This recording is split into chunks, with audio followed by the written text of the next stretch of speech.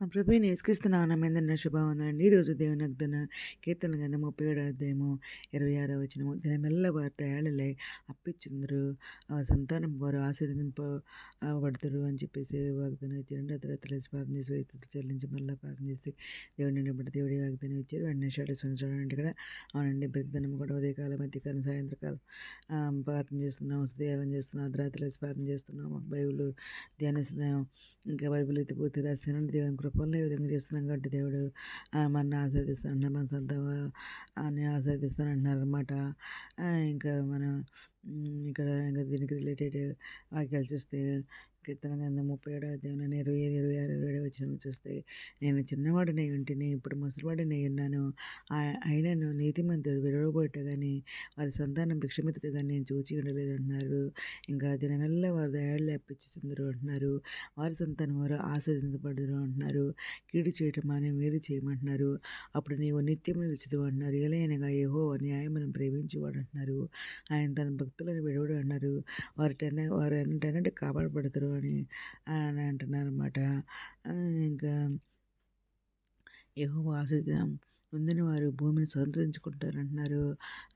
ఒక నాటితో యెహోవా చేతనే శిరస్సుపడుతున్నాం అంటున్నారు. వాని ప్రవర్తన చూసి ఆయన ఆనందించను అంటున్నారన్నమాట. యెహోవా అతను చేయి పట్టుకుని ఉన్నాడు కనుక అతడు నేలను పడిన లేవలేక ఉన్నాడు అని అంటున్నారన్నమాట. ఒకరు కనిపెట్టుకుని ఉండము, ఆయన మరి మార్గమును అనుసరించము, భూమిని స్వతంత్రించుకున్నట్లు ఆయన నేను హెచ్చించను అంటున్నారన్నమాట.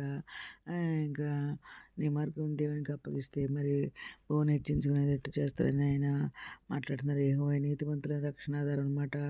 బాధ కలిగినప్పుడు ఆయనే వారికి ఆశ్రయ మార్గం అనమాట.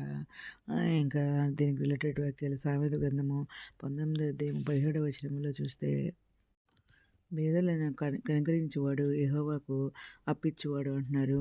మన ఉపకారమునకు ఆయన ప్రత్యుపకారం చేయనునని దేవుడు మాట్లాడుతున్నారు అన్నమాట. అందుకని మనము అందరికి కనికరించి మరి మనం కనికరించి వాళ్ళకి అప్పిస్తే వాని ఉపకారమునకు ఆయన ప్రత్యుపకారం మనం చేస్తారని అంటున్నారు అన్నమాట. ఇంకా దీనికి రిలేటెడ్ వాక్యాలు కీర్తన గ్రంథం 37వ అధ్యాయంలోనే 3, 4 వచనాలు చూస్తే, యెహోవాయందు నమ్మిక ఉంచి మేలు చేయమంటున్నారు. దేశమందు నివసించి సత్యమును అనుసరించమంటున్నారు. యెహోవాను బట్టి సంతోషించి ఆయన హృదయవాంఛలను తీర్చును అంటున్నారు అన్నమాట.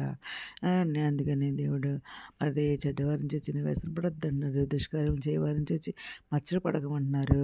వారు గడ్డి వలె త్వరగా ఎండిపోతారు అంటున్నారు. పచ్చని కూరవలె వాడిపోతారు అంటున్నారు అన్నమాట. అందుకని మన మార్గములన్నీ యెహోవాకు అప్పగిస్తే అప్పుడు ఆయన మనం నమ్ముకుంటే ఆయన నీ కార్యం నెరవేర్చును అంటున్నారు అన్నమాట. ఆయన వెలుగు వల్ల నీ నీతిని, మధ్యాహ్నం వల్ల నీ ఉద్దేశంతో వెల్లడిపరిచే దేవుడు అనమాట. ఒకరు కనిపెట్టుకున్న వారు దేశంను స్వతంత్రించుకుంటారు అని చెప్పేసి దేవుడు మాట్లాడుతున్నారండి. ఇంకా మంచి వాగ్దానం చెందడానికి మనం కృతజ్ఞతలు చెల్లించుకుని ఈరోజు మనం ప్రార్థన చేసుకుందాము.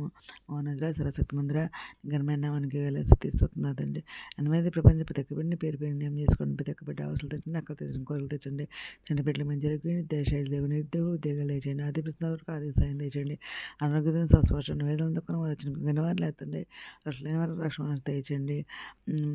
యవనస్తులు మరపరచండి. ఎవరి కాళ్ళు మీకు కాడబెట్టి సహాయం చేయండి. ఇతరులకు రాని మీరు చిన్న మీద సరిపోయిన అక్కడ వచ్చి అయితే పిల్లలు ఉండే బాగా తెచ్చమని మా ప్రభు పీరేశ్వరుడు నిష్కృత ప్రసిద్ధమైన నామని అడిగి పెట్టుకుని ప్రార్థిస్తాం తండ్రి.